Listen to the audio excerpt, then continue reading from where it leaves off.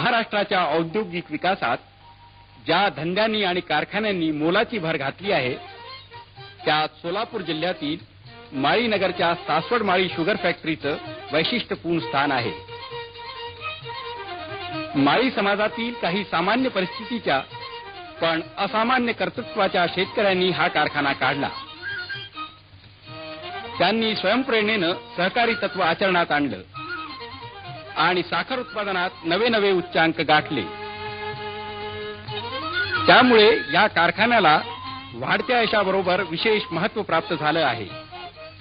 कारखान्याचे संचालक स्वतःच ऊस उत्पादक आहे. त्यामुळे कारखान्याची ऊसाची वाढती मागणी त्यांना सहज पुरवता येते. ऊस उत्पादनातील त्यांची प्रगती सर्वत्र वाखाणली जाते.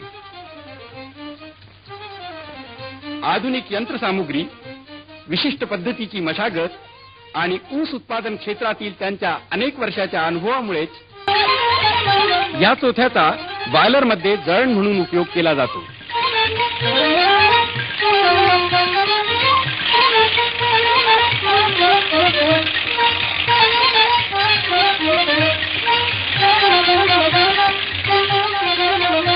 योग्य रासायनिक क्रियेसाठी गंधकाची वाफ तेही प्रगती करू शकले. उसाने भरलेल्या गाड्या शेताकडून कारखान्याकडे निघाल्या की शेतकऱ्याचं काम संपतं आणि कारखान्याचं काम सुरू होतं.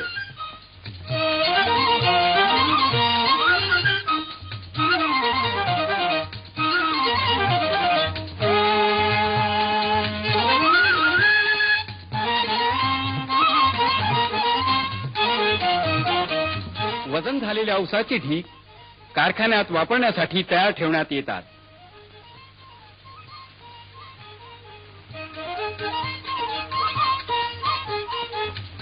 हा ऊस कॅरियरच्या साह्यानं केन कटरकडे नेण्यात येतो. इथे ऊसाचे तुकडे केले जातात. ताशी 45 टन ऊसाचे तुकडे होतात. या चरकात ऊस गाळला जातो.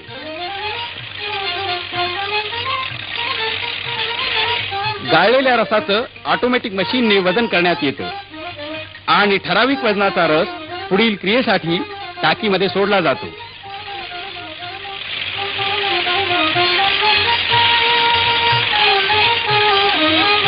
चोथा एका बाजूला वाहून नेला जातो.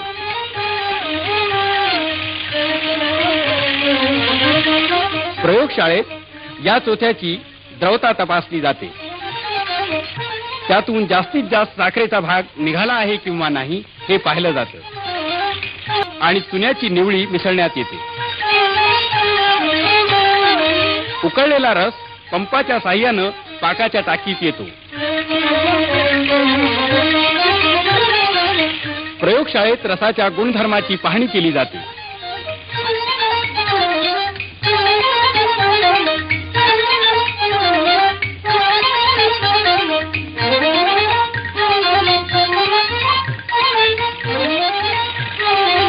ह्या पाकाचं साखरेच्या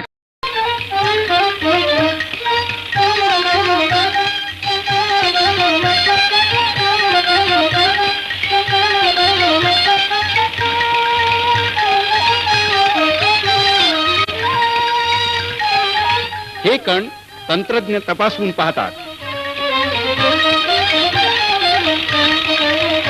कण स्वच्छ करण्यासाठी सेंट्रीफ्युगल क्युरिंग मशीनकडे जातात.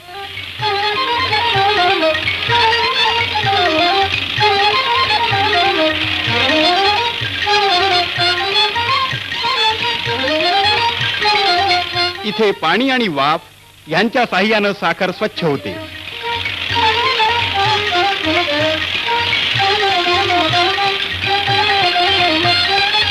नंतर साखर वाळवली जाते.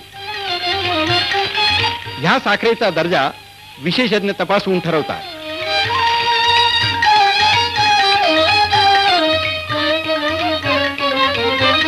ह्या कारखान्यात आधुनिक यंत्रसामुग्री आणि कुशल तंत्रज्ञ असल्याने येथे तयार होणारी साखर उच्च दर्जाची होते. साखरेच्या उत्पादनातली ही प्रगती कायम टिकवण्यासाठी कुशल मार्गदर्शनाची आणि योग्य व्यवस्थेची जरुरी असते.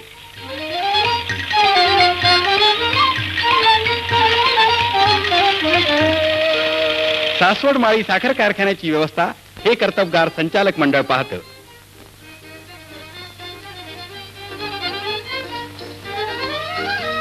स्वानुभवाने प्रगती साधल्याचं उत्कृष्ट उदाहरण आपल्याला या जुन्या आणि नव्या पिढीच्या एकत्र बैठकीतून दिसून येतं. हेच लोक कारखान्याचे कर्णधार आहेत. मॅनेजिंग डायरेक्टर श्री हरिभाऊ बळवंतराव गिरमे, मारुतीराव खंडूजी पांढरे, राव बहादूर नारायणराव सोपानराव बोरावके,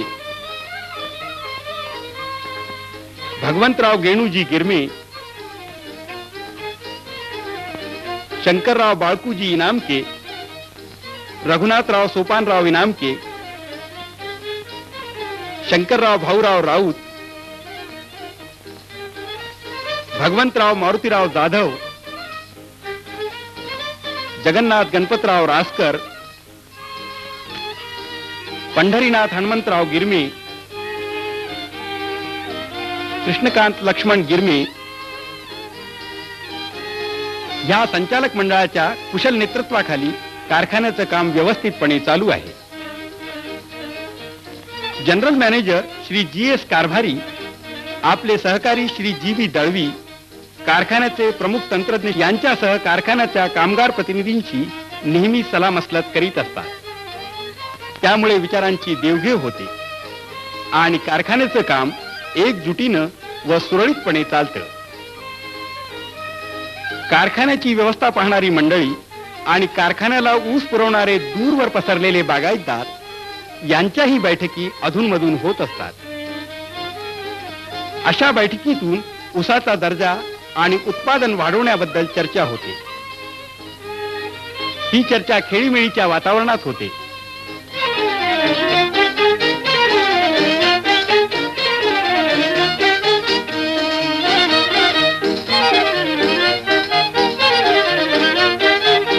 नव्या पिढीतले बागायतदार उत्पादनाच्या मार्गातील अडचणी सभेपुढे मांडतात, नव्या कल्पना सुचवतात आणि वडील मंडळींकडून योग्य ते मार्गदर्शन घेतात.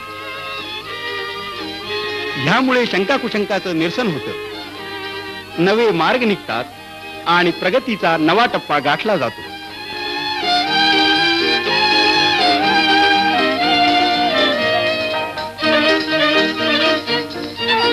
हीच प्रथा कारखान्याच्या कामगारांच्या बाबतीतही अंमलात आणली जाते. मॅनेजिंग डायरेक्टर श्री हरिभाऊ गिरमे हे जातीनं कामगारांच्या प्रश्नात लक्ष घालतात. यामुळे मालक आणि नोकर अशा भेदभावाला वाव राहत नाही. सलोख्याचे संबंध वृद्धिंगत होतात आणि कारखान्याची सारी कामं आपुलकीनं केली जातात. रात्रंदिवस घरघरणाऱ्या ह्या यंत्रांची योग्य निगा कामगार ठेवतात आणि यंत्राबरोबर यंत्रवत राबणाऱ्या कामगारांच्या सुखसोयीकडे संचालक मंडळी तत्परतेनं लक्ष पुरवतात. त्या दृष्टीनं कारखान्याच्या परिसरात म्हणजेच माळी नगरात फेरफटका करूया. वीज आणि पाणी पुरवठा ह्यासारख्या आधुनिक सुखसोयींनी युक्त असलेली निवासस्थानं कामगारांना विनामूल्य देण्यात आली आहे.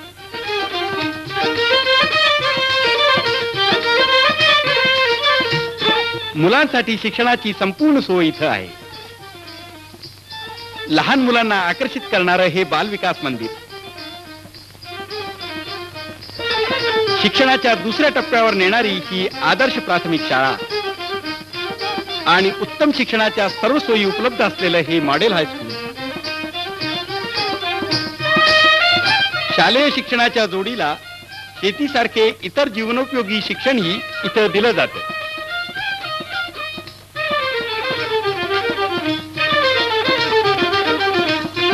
सासवड माळी एज्युकेशन सोसायटीचा हा उपक्रम अभिनंदनीय आहे.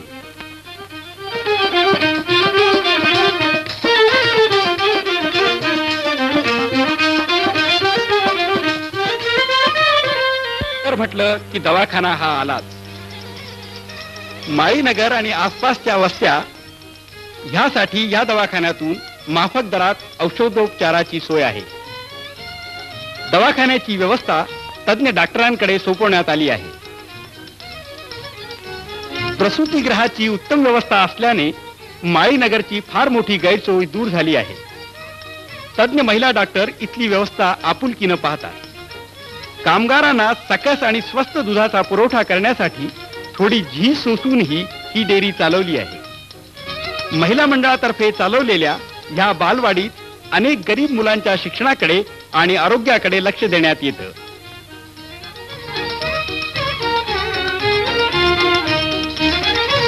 इथे असलेला हा गुरांचा दवाखाना त्या विषयातील तज्ञ डॉक्टर, आधुनिक साधनं आणि उपकरणांनी सुसज्ज असा आहे.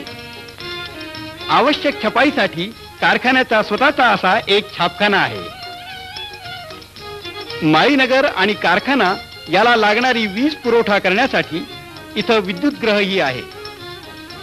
कारखान्याला लागणारी लहान मोठी यंत्र आणि दुरुस्ती करण्यासाठी एक वर्कशॉप पण आहे.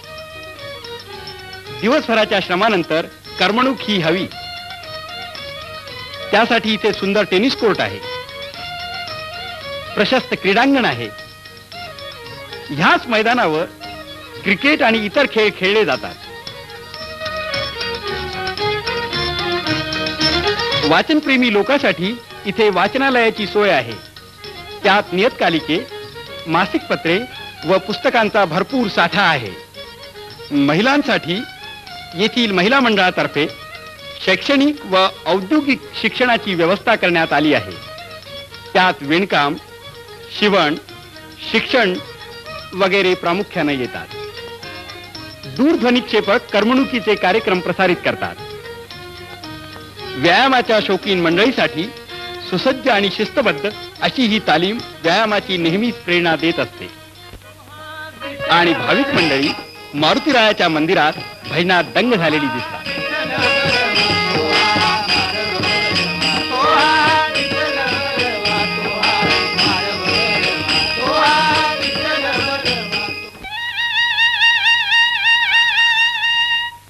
राष्ट्रीय सण इथे मोठ्या उत्साहानं साजरे होतात. उदाहरणार्थ हा 26 जानेवारीचा प्रजासत्ताक दिन सोहळाच बघा. अशा वेळी साऱ्या माळीनगरातील लहान थोर मंडळी एक दिलानं कार्यक्रमात भाग घेतात.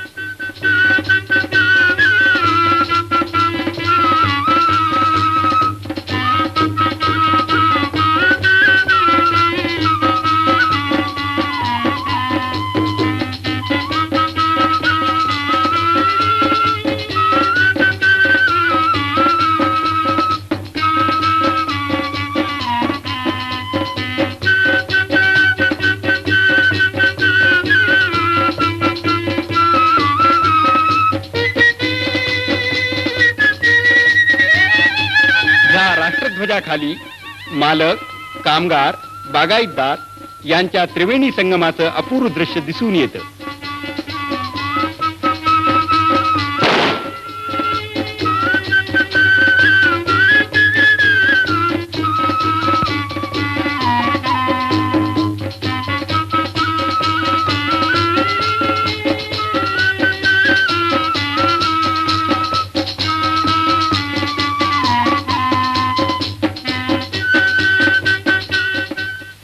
सण म्हटला की खेळ, सभा, संमेलन ही ओघानं आली.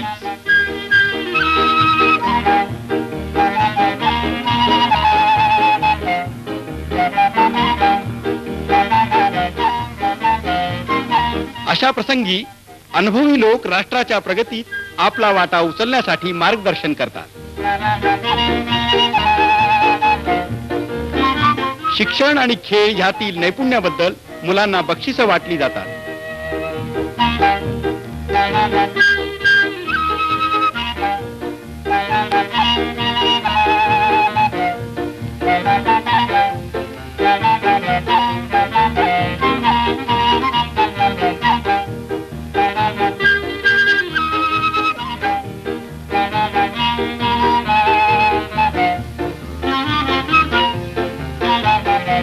असं आनंदी वातावरण आणि कामगारांना दिलेल्या योग्य त्या सुखसोयींचा योग्य तो परिणाम झाला आहे. कारखान्याची झपाट्यानं प्रगती होत आहे आणि ह्या कारखान्याचं नाव देशातल्या अग्रणी साखर कारखान्यात मोठ्या गौरवानं घेतलं जातं.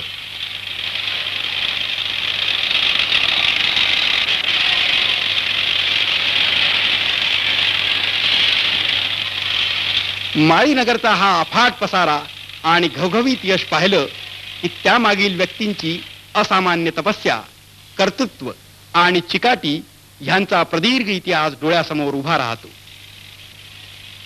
गतकालाची काही पानं उलटली जातात. 20व्या शतकाच्या सुरुवातीला पुण्यापासून 19 मैलावर सासवड या गावी माळी समाज बऱ्याच प्रमाणात राहत होता.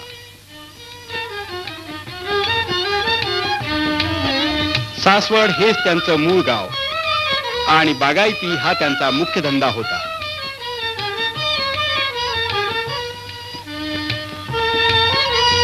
भाजीपाल्याचं उत्पादन करून ते सर्व सुखात राहत होते. या धंद्यात त्यांना पैसाही बरा मिळत असे. त्यामुळे त्यांची बागायती दिवसेदिवस वाढत होती. आणि अशा रीतीनं या धंद्याच्या निमित्तानं हा माळी समाज कोपरगाव,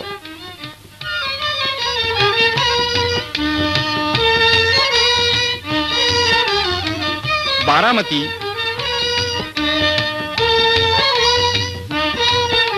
बेलापूर वगैरे ठिकाणी पसरला. अशा या विखुरलेल्या माळी समाजाला संघटित करण्यासाठी समाजातील काही मंडळी पुढे आली. त्यात कैलासवासी हनुमंतराव गणपतराव गिरमे हे प्रमुख होते. श्री बोरावके, पांढरे वगैरे मंडळींनी त्यांचाच किस्सा गिरवला. या मंडळींनी समाजातील लोकांची एक सभा घेण्याचं ठरवलं. त्यासाठी समाजातील लोकांना वस्तीवर आणि शेतावर निमंत्रण पाठवली. सभा म्हटली की आपल्या समोर अलोट गर्दीचं चित्र डोळ्यापुढे राहतं. पण तो काळ निराळा होता. त्या काळच्या लोकांच्या कल्पना निराळ्या होत्या. सामुदायिकरित्या काही करावं असं ह्या मंडळीपैकी कोणालाही वाटणं शक्य नव्हतं. निमंत्रण स्वीकारल्यावर सभास्थानी गेलंच पाहिजे हे अवधान कोणाला असणार.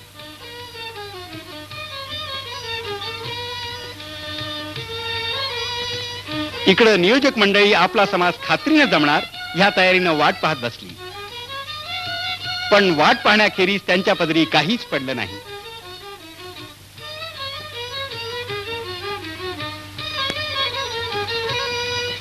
नियोजक वाट पाहून कंटाळले आणि आपापल्या घरी परतले.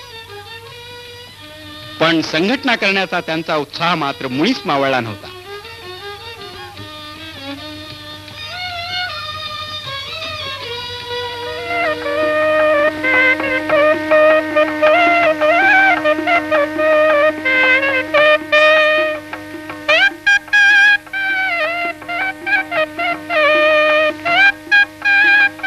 पुढे त्यांच्या समाजातील एका लग्न प्रसंगी सारा समाज आपोआप जमला.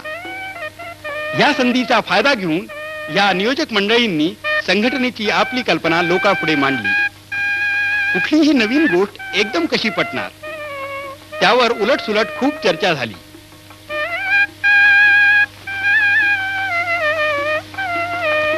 आणि शेवटी सासवड माळी सभा ह्या नावानं एक संघटना अस्तित्वात आली. शिक्षणाचं महत्व ओळखून ह्या सभेनं 1914 साली एक शाळा काढली. दूरदर्शीपणानं केलेल्या ह्या कार्याचा पुढे त्यांना फार फायदा झाला.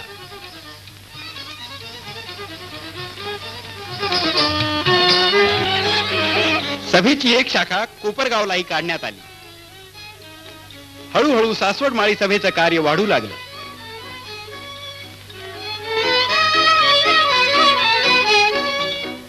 समाजातील लोकांसाठी सभेच्या वतीनं शेतीमालाचं आणि कापडाचं एक दुकान सुरू करण्यात आलं.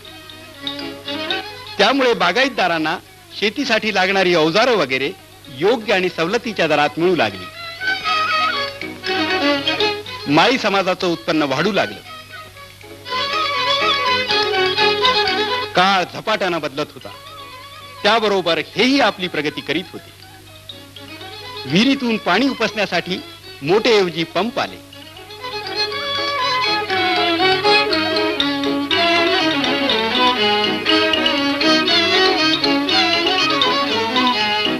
ऊस गाळण्यासाठी बैलांच्या जागी यंत्र आली. आधुनिक साधनामुळे बागायती झपाट्यानं वाढू लागली. गुळाचं उत्पन्न शिगेला पोचलं, पण त्याच वेळी गुळाचे भाव मात्र घसरले. उत्पादकाला पैसे मिळत नव्हते. वर्षभर ज्या आशेवर तो राबत होता ती आशा फोल ठरली होती. इकडे गुळाला भाव नव्हता, तिकडे साखरेची मागणी मात्र सारखी वाढत होती. अशा स्थितीत या उसाचा गुळ करून काही उपयोग नाही हे उघड होतं. मग काय करायचं ह्या उसाचं? साखर? खरंच याची साखर करता आली तर? असा एक स्वप्नवत पण धाडसी विचार समाजाच्या काही पुढारी मंडळींच्या मनात चमकून गेला.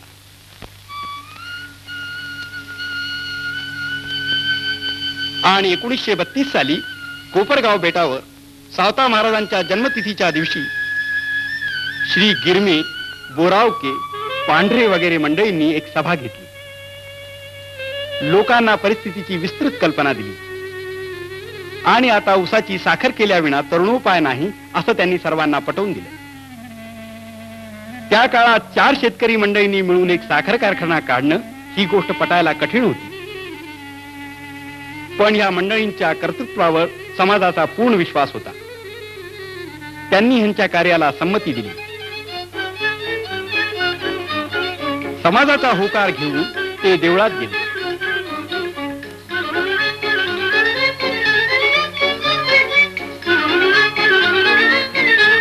सावता महाराजांना साक्षी ठेवून त्यांनी मुहूर्ताचा नारळ फोडला. माणसाच्या धाडसाला आणि कार्याला संत सज्जनाचे आशीर्वाद असले की मन उत्साहानं फुलून जाते. लगेच कार्य सुरू झालं. कार्यकारी मंडळ निवडण्यात आलं आणि दी सासवड माळी शुगर फॅक्टरी लिमिटेड ही संस्था अस्तित्वात आली.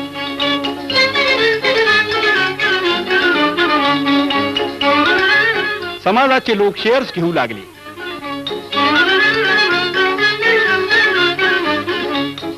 देशातील इतर कारखान्यांची पाहणी केल्यानंतर ही मंडळी आपल्या साखर कारखान्याची जागा पाहण्यासाठी निघाली. ते सोलापूर जिल्ह्यातील अकलूज या गावी आले.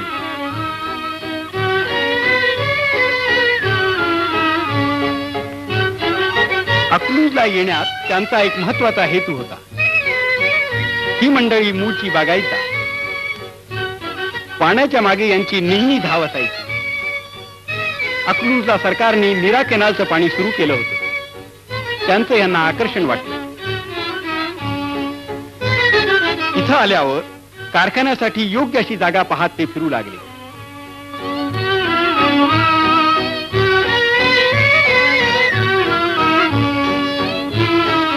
शेतीचं ज्ञान त्यांच्या जवळ होतं, पण शिक्षण बेताचं.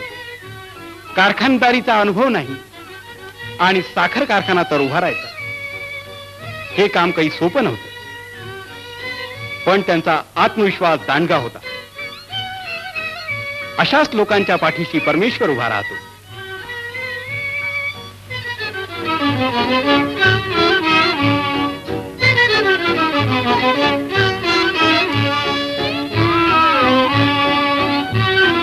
जागेच्या शोधात हिंडत असताना एक दैवी चमत्कार झाला.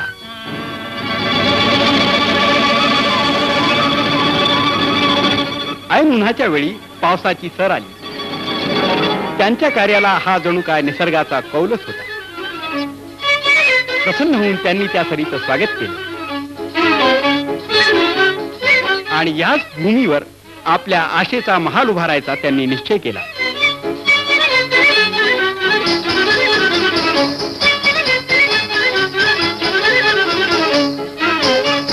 कामाला सुरुवात झाली. खंडांनी जमिनी मिळवण्यासाठी अकलूजला एक ऑफिस काढण्यात आले. त्यांचं ऑफिस म्हणजे एक घोंगडी आणि लिहिण्याचं साहित्य. बस हाच ऑफिसचा थाट. आपली योजना पटवून देऊन जमिनी मिळवण्यासाठी ते शेतकऱ्यांच्या गाठीभेटी घेऊ लागले. एवढा मोठा साखर कारखाना ही मंडळी काढू शकतील यावर प्रथम कोणाचा विश्वासच बसेना. त्यातून या भागात हे लोक नवखे. कोण जमिनी द्यायला तयार होणार यांना? पण ह्या लोकांनी आपली चिकाटी सोडली नाही.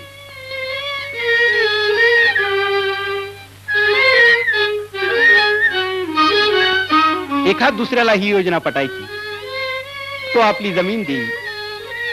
पण एवढ्यानं काय होतं?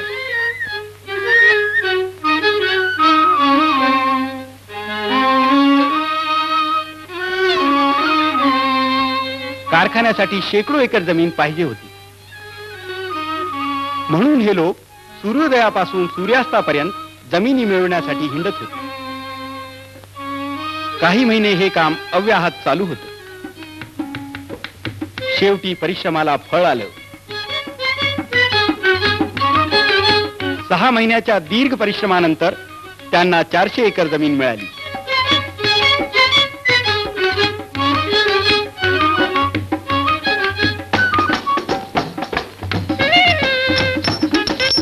मशागतीला सुरुवात झाली. रानामाळातून उत्साही वातावरण दिसू लागलं.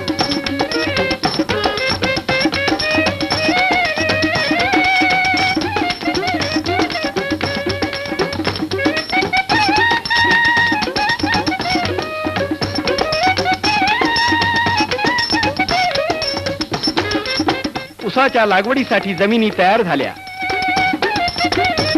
एवढ्या प्रदीर्घ कष्टानंतर आशेला अंकुर फुटू लागले.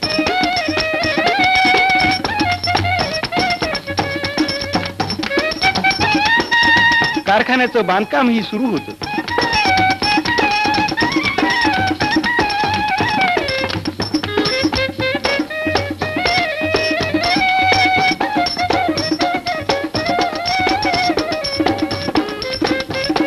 कारखाना आकार धरू लागला.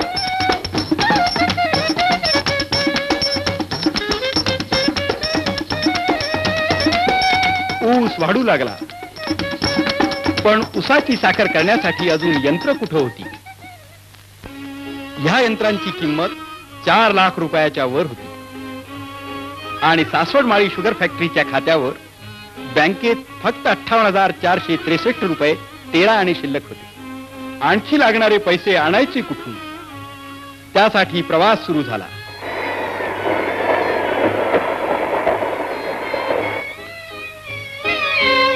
पैसे मिळवण्यासाठी ते अनेक लोकांना भेटू लागले.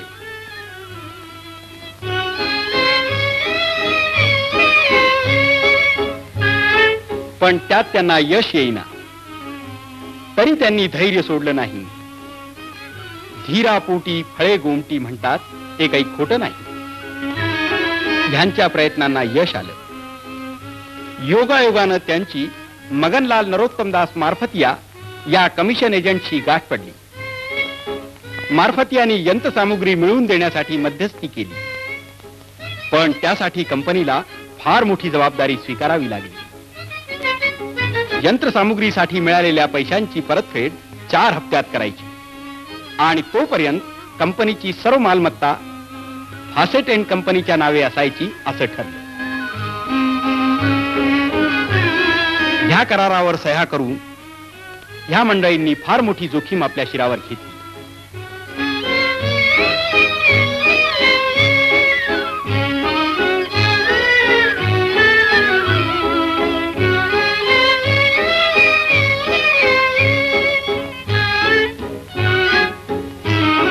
कारखान्याचा रोज खर्च सारखा वाढत होता. आणि एवढ्या मोठ्या कर्जाची फेड तर केवळ 4 हप्त्यात करायची होती. आता ही तोंड मिळवणी व्हायची कशी? बाहेरून पैसा आणणं एवढाच मार्ग उरला होता. त्याशिवाय हे सगळं जमणं शक्य नव्हतं.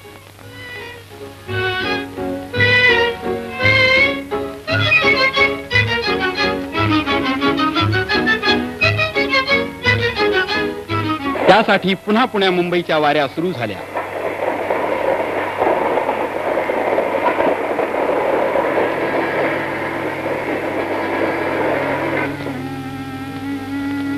सावकारांच्या आणि दलालांच्या भेटी घेतल्या, पण व्यर्थ.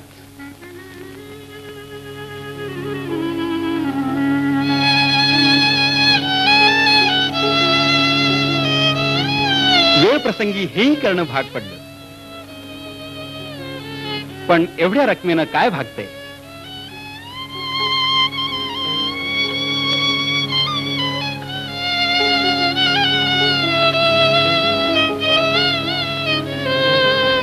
ह्या काळात ना सण ना वार, ना भूक ना तहान.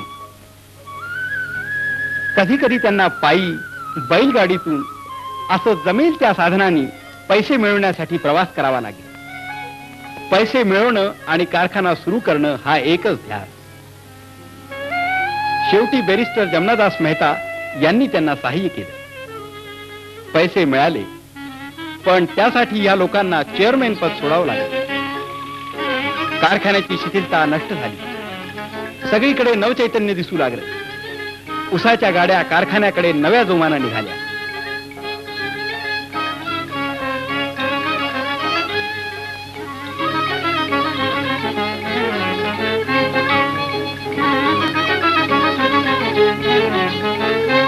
विधिवत पूजा होऊन साखर निर्मितीच्या मंगल कार्याला आनंदानं सुरुवात झाली.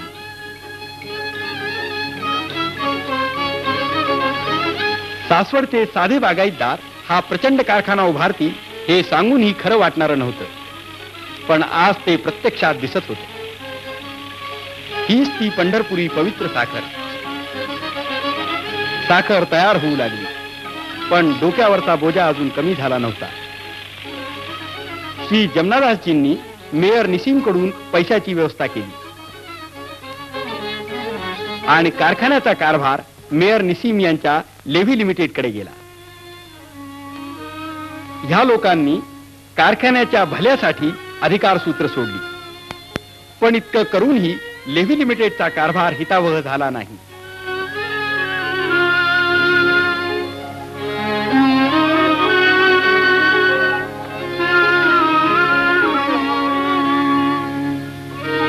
अनेक वेळा येऊनही मॅनेजरची भेट होत नसे. त्यासाठी या मंडळींना तासनतास तिष्ठत बसावं लागेल.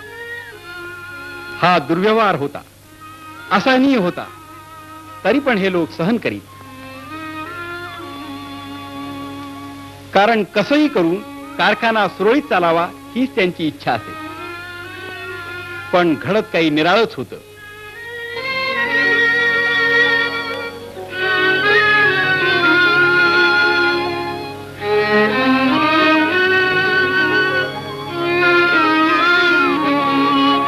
कंपनीच्या पैशाच्या व्यवहारातही गोंधळ होता. म्हणून ह्या लोकांनी हिशेबाची तपासणी केली.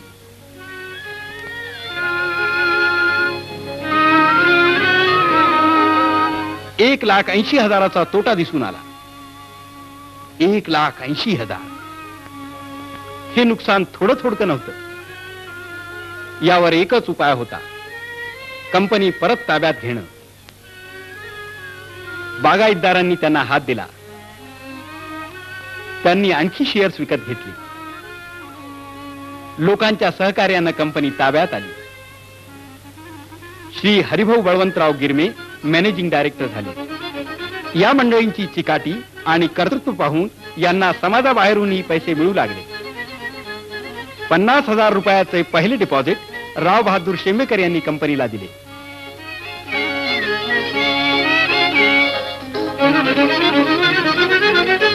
कारखान्यावर नीट देखरेख ठेवता यावी म्हणून या मंडळींनी आपला मुक्काम कारखान्याच्या परिसरात आणला.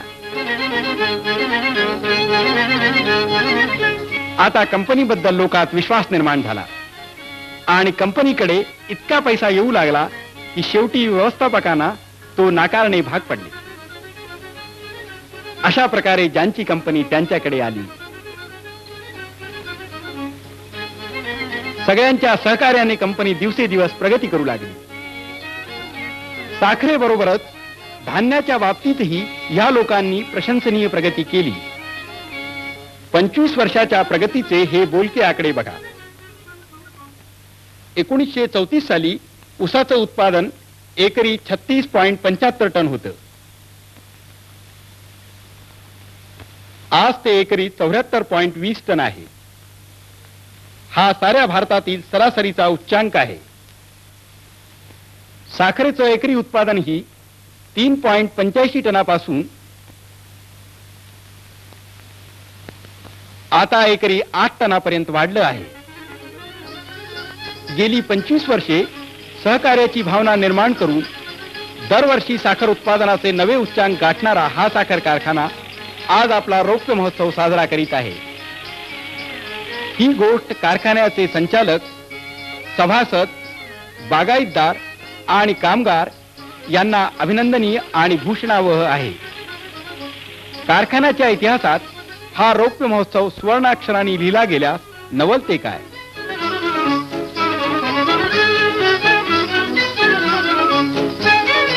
ह्या रौप्य महोत्सव प्रसंगी मुख्य पाहुणे म्हणून मुंबई राज्याचे मुख्यमंत्री श्री यशवंतरावजी चव्हाण यांना निमंत्रण करण्यात आलं. जिल्ह्याच्या वेशीवर कारखान्याचे मॅनेजिंग डायरेक्टर श्री हरिभाऊ बळवंतराव गिरमे यांनी त्यांचं स्वागत केलं. नंतर इतर डायरेक्टर्सची त्यांची ओळख करून देण्यात आली.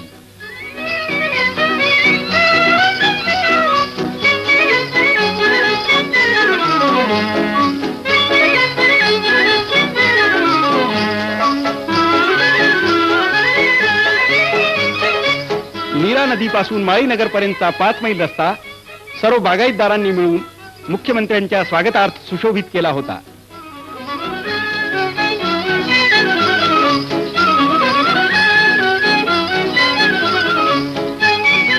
मुख्यमंत्री त्यांच्या स्वागताचा स्वीकार करीत श्री जगन्नाथराव हरिभाऊ गिरमे MLC यांचे निवासस्थानी आले.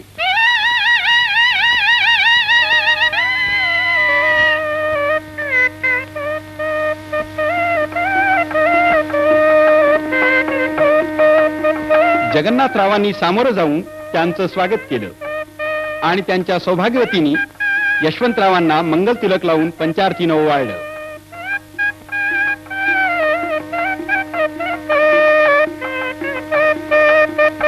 सौभाग्यवती गंगूबाई हरिभाऊ गिरमे यांनी मुख्यमंत्र्यांना ओवाळून आशीर्वाद दिला.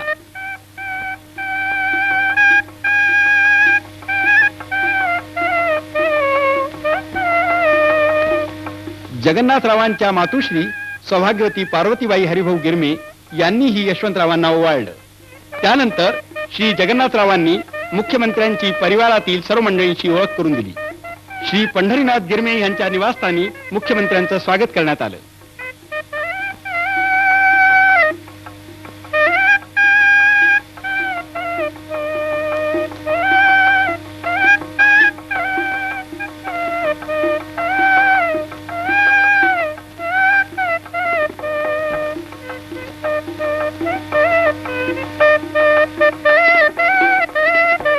मुख्यमंत्र्यांनी त्यांच्या पोल्ट्री फार्मला भेट दिली.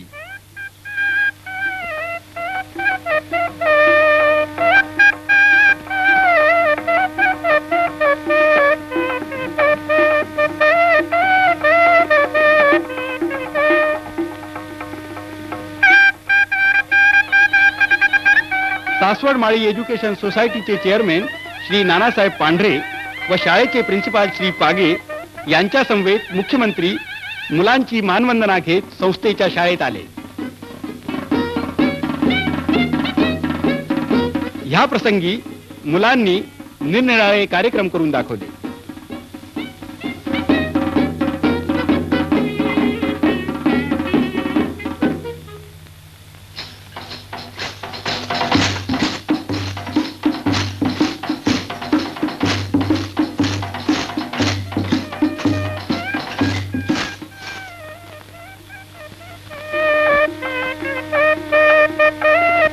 शाळेच्या प्रगतीबद्दल मुख्यमंत्र्यांनी गौरवप्रद उद्गार काढले.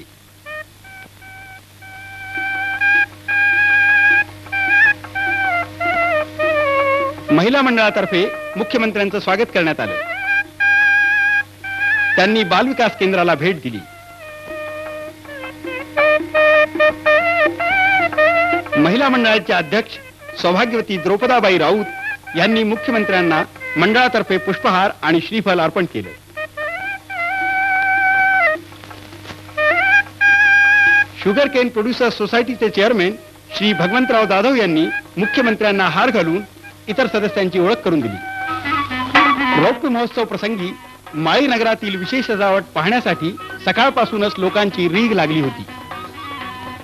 51 बैलांच्या शृंगारलेल्या रथातून मुख्यमंत्र्यांची मिरवणूक काढण्यात आली. ह्या मिरवणुकीत भाग घेण्यासाठी आसपासच्या खेड्यापाड्यातून हजारो लोक आले होते. सगळे रस्ते लोकांनी फुलून गेले होते. गेल्या कित्येक वर्षात या भागात असा सोहळा झाला नव्हता.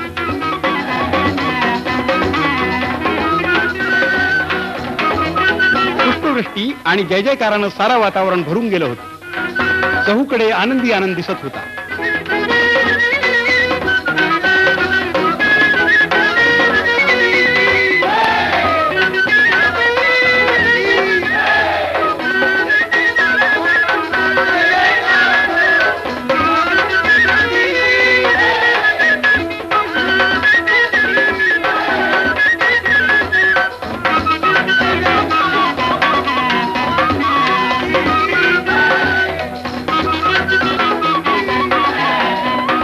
अशा प्रकारे ही मिरवणूक थाटामाटानं कारखान्याच्या प्रवेशद्वाराजवळ आली.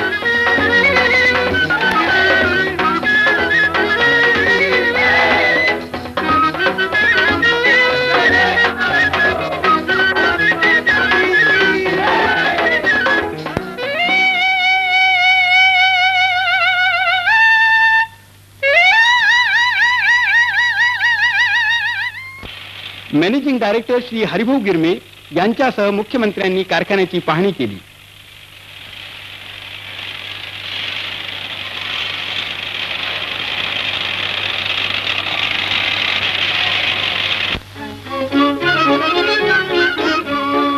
त्यानंतर मुख्यमंत्री कारखान्याच्या नवीन गेस्ट हाऊसचं उद्घाटन करण्यासाठी रवाना झाले.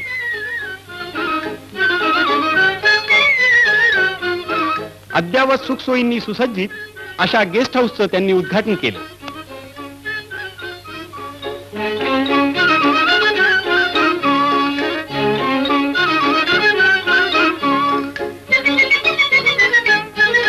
आणि मग ते मुख्य सभेच्या ठिकाणी आले.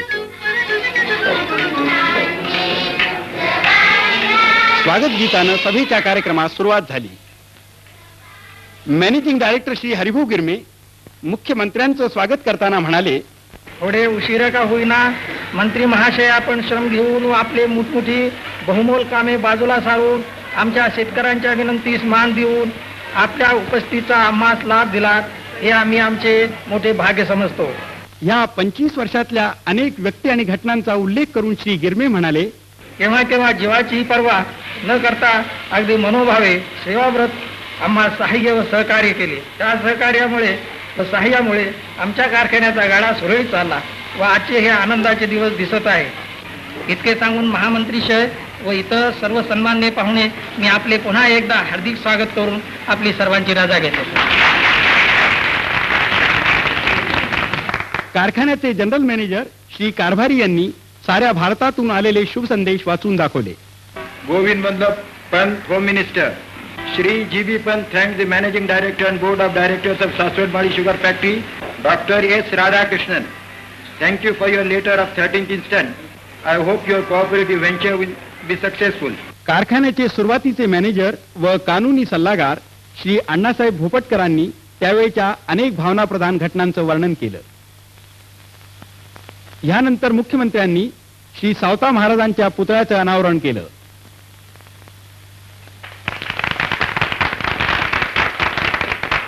पुतळ्याचे शिल्पकार श्री म्हात्रे यांना मुख्यमंत्र्यांच्या हस्ते मानधनाची थैली अर्पण करण्यात आली.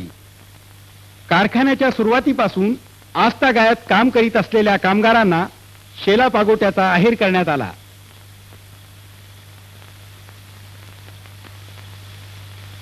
कारखान्यातील सर्व कामगारांना पगाराच्या 10% रक्कम बक्षीस म्हणून देण्यात आली. यानंतर रौप्य महोत्सवाचे मुख्य पाहुणे श्री यशवंतरावजी चव्हाण यांनी आपलं भाषण सुरू केलं. ज्यांनी ज्यांनी या कारखान्याच्या वाढीसाठी स्थापनेपासून प्रयत्न केले त्यांच्या प्रयत्नाच्या ऐकीव हकीकती आमच्यापर्यंत तुम्हा सर्वांच्यापर्यंत पोहोचल्या असतीलच. श्री यशवंतरावजी पुढे म्हणाले, म्हणजे सहकारी कारखान्याचं जे आज तत्व म्हणून स्वीकारलं गेलंय ते तत्व घेऊन तिथं त्याप्रमाणे सगळी नीती मान्य करायला गेले असताना असं तुम्हाला करता येणार नाही, म्हणजे अजून काही ते फार मोठा ते गुन्हा करतायत अशा समजुतीने त्यांचं ते तत्व फेकून दिलं गेलं होतं. म्हणून विचाराच्या दृष्टीनं आणि व्यवहाराच्या दृष्टीनं हा कारखाना सहकारी कारखाना आहे असं आपल्याला मानावं लागेल, मंजूर करावं लागेल. मला माहिती आहे, मी एक गोष्ट आपल्याला सांगू इच्छितो की कायदेशीररित्या जो सहकारी कारखाना मानला जातो तो आमच्या अहमदनगरमधला लोणीचा कारखाना. आणि म्हणून कारखानदारी सुरू करणं हे सोपं आहे, पण कारखानदारी चालवणं हे अतिशय अवघड आहे. आणि हे चालवण्याकरता किंवा पाहण्याकरता या माळीनगरच्या कारखान्याचा लौकिक माळीनगरच्या कारखान्याचा व्यवहार पाहण्यासारखा आहे. पहिली 12 वर्ष यामध्ये ज्या भागीदारांनी पैसे घातले त्यांनी त्यातला भागीचा एकही पैसा घेतला नाही ही हकीकत आहे. तर 3,500च्या कमतरतेची तरतूद भागण्याकरता बैलगाडी जोडून दूर जावं लागतं ही चिंता ज्यांनी प्रत्यक्ष अनुभवली आहे त्यांना आजचा हा सगळा सोहळा पाहिल्यानंतर काय वाटत असेल त्याची कल्पना जरूर मनाला येते. 25 वर्षाच्या कारखानदारी वाढवताना त्याकरता मिनिटाला त्यांना काय यातना झाल्या असतील ही जाणीव आज जे कारखानदारी चालवायला मागतात त्यांच्या पुढे एक प्रकारचा आदर्श म्हणून ठेवायला काही हरकत नाही. ही त्यातली एक बाब आणि ही एक महत्वाची देणगी या माळीनगरमध्ये काम करत असणाऱ्या मंडळींनी आम्हाला दिलेली आहे. आम्हाला त्यांचा आभार मानले पाहिजे. सासवड नगरच्या तुमच्या ह्या माळीनगरच्या मंडळींनी की ते जशी उत्कृष्ट शेती करतात तशीच उत्कृष्ट कारखानदारी करतात, व्यापार करू शकतात हा अनुभव त्या मंडळीने दिला. ती महत्वाची गोष्ट आहे. माझ्या कल्पनेने खरी जातीयवादी दृष्टी मोडण्याचा फार यशस्वी प्रयत्न त्यांनी केला असं आपण मानलं पाहिजे. तर हे वेगळ्या वेगळ्या क्षेत्रामध्ये जाऊन आपले गुण आपल्याला दाखवता येतात. की यशवंतरावजी पुढे म्हणाले, कायद्या बिद्याचं काय म्हणायचं असेल ते म्हणतील पण कायदा सुद्धा त्या तत्वासाठी झालाय असं जर कबूल करायचं असेल तर महाराष्ट्रातला पहिला मानाचा सहकारी कारखाना म्हणून माळीनगरच्या कारखान्याला मान द्यायला माझी काही हरकत नाही. मी जरूर हे मंजूर करायला. ते पुढे म्हणाले, मी या प्रसंगी आदरानं मान खाली घालायची वाटते त्यांच्या पुढे. तशी आमच्या महाराष्ट्रातल्या शेतीच्या विकासामध्ये ही बोराव के गिरमे ही नावं अशी मानाची नावं आहेत. त्यांना मुजरा केला पाहिजे या शेतीच्या वाढीमध्ये आणि म्हणून ही मंडळी जर पाहिली तर असं परमेश्वराला प्रार्थना करायची वाटते. ही माणसं यांचं कर्तृत्व आमच्याजवळ राहावी, त्यांना परमेश्वरानं आयुष्य द्यावं, त्यांचे गुण द्यावे आणि त्यांचं कर्तृत्व हे एकाच ठिकाणी न राहताना त्यांच्या उसाच्या मळासारखं हे सगळीकडे फुलावं, वाढावं अशी परमेश्वराच्या चरणी प्रार्थना करणं याच्यापेक्षा माझं दुसरं काम एवढं काय नाही करणार. न्यू इंडिया डेव्हलपमेंट कॉर्पोरेशन तर्फे श्री गिरमे यांना सन्मानार्थ रौप्य तबक अर्पण करण्यात आलं. राव बहादूर नारायणराव सोपानराव बोरावके यांनी मुख्यमंत्र्यांचे व उपस्थित जनतेचे आभार मानले. यानंतर वालचंद्र इंडस्ट्रीज तर्फे मुख्यमंत्री आणि श्री हरिभाऊ गिरमे यांना पुष्पहार अर्पण करण्यात आले. छत्रपती सहकारी साखर कारखान्याचे चेअरमॅन श्री साहेबराव जाचक यांनीही या दोघांना हार घातले. फलटण शुगर वर्क्स तर्फे बाळासाहेब आपटे यांनी सत्कारार्थ पुष्पहार भेट केले. त्यानंतर माळीनगरच्या अनेक स्थानिक संस्थांनी हार अर्पण करून आपली कृतज्ञता व्यक्त केली. कारखान्याच्या सुरुवातीपासूनच्या एक हितचिंतक सौभाग्यवती इंदिराबाई मायदेव यांनी या प्रसंगी हजर राहून शुभेच्छा व्यक्त केल्या. शेवटी राष्ट्रगीत होऊन हा कार्यक्रम संपला.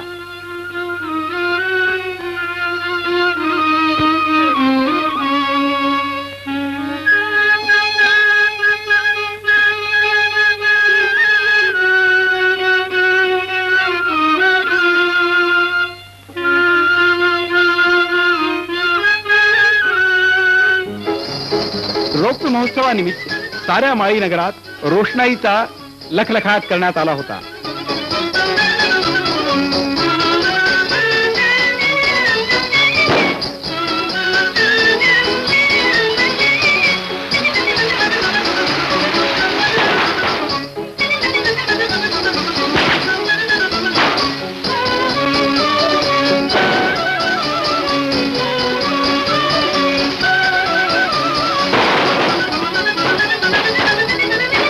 सासवड माळी शुगर फॅक्टरीनं मिळवलेलं हे यश महाराष्ट्राच्या औद्योगिक विकासात नेहमीच असं चमकत राहील. जय हिंद.